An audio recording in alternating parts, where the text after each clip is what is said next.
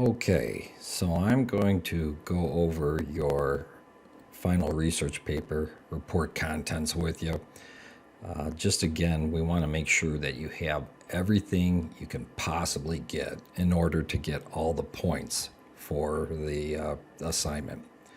So the first thing you're going to do is you're going to have your title page or your fly page. The first page really should be the page that has a nice graphic, nice colorful picture, something that depicts what your topic is and what the subject is of your paper.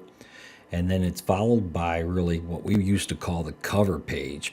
It can be called the fly page, and it's got the title of your report.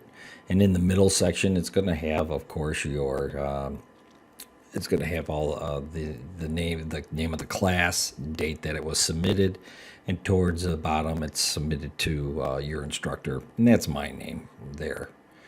That's followed by the letter of transmittal, which you should be familiar with in the part when we covered those prefatory pages section earlier in the semester, and then followed by table of contents and the executive summary.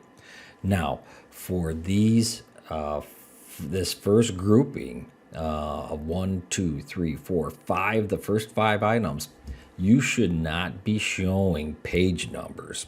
Your page numbers would only start up in the upper right hand corner once you start your introduction. All right, so make sure you are aware of that, because that's important that you know that. All right, once we start the introduction, again, we're basically going into our analysis.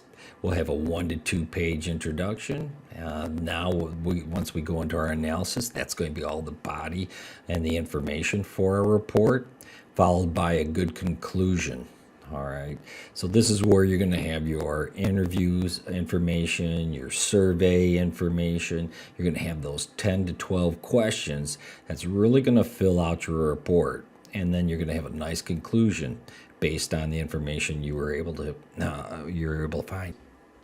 Make sure in your appendices you're going to have a blank of your survey, or basically a survey of just your questions only, or your interview. Then you come back with your interview responses or your survey results. And for your survey results, just like the responses, you have to tally up the totals of those results. Then I want you to put in your revised work plan with all your revisions. It should be different than the one that you turned in when you first did your first work plan. It should be completely filled out with all the tasks that you had. If you had the Reading and Writing Center review your paper, which I highly recommend, that way they've had a chance to proofread it, give you some good suggestions, and be able to submit that as well. And this is the final thing is your works cited, your bibliography.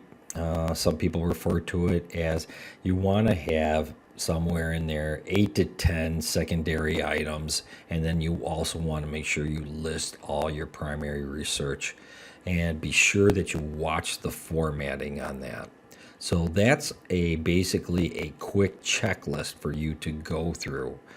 You can always add more into your appendices, and you can also include like a dictionary if there's some terms that you're going to be using that the reader may not be familiar with. But those are the main items that we'll be looking for.